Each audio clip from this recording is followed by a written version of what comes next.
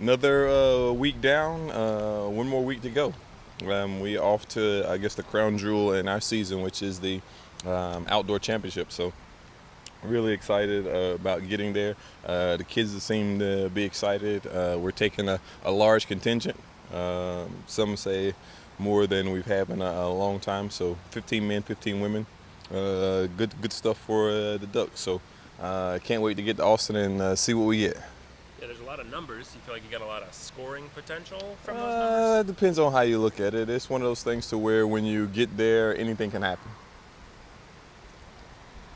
Is there anything to be said for just the pressure, a little bit of pressure being off because it's not at Hayward Field? You guys can go on the road and, not worry about all family and friends coming in and having to host the meet. Yeah. Yes and no, but I don't necessarily look at those things as pressure. Is just a different situation. I know we deal with a different bag of chocolates when we host here, and so it'll be a different bag of chocolates when we get to Austin, Texas. We're prepared. We know what to expect. We've done it before away from Hayward Field. If you just look at indoors, not all. It's been a while since we've done it outdoors, and so be interesting. Just like I said, to see what is good. I know Texas will do a good job in putting the meat on there, and hopefully the city of Austin is excited about it, like it would be here in Eugene. Both the kids we talked about it last week, being able to kind of tap into some potential that kind of they thought was there, but they hadn't necessarily found on that stage yet. Do you feel mentally team wide that your team was in a pretty good place going into the postseason? Yeah, and it all started with the Pac-12s, and I probably am misinterpreting that a little bit. It probably started with the year.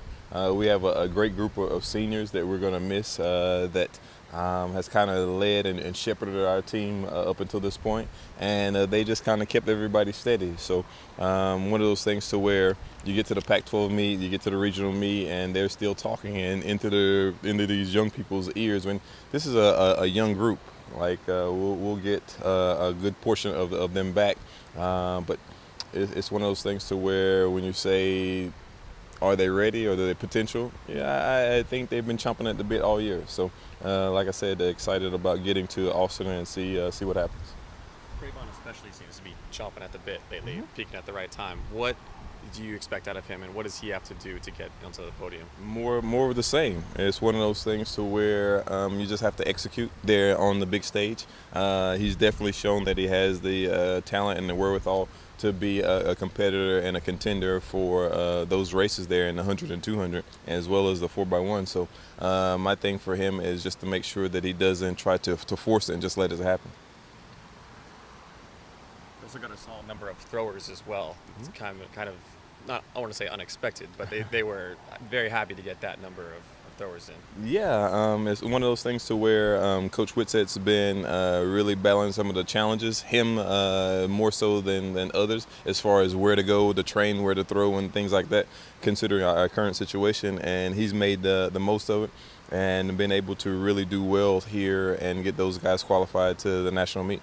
So excited for him, happy for him, and definitely happy for the kids.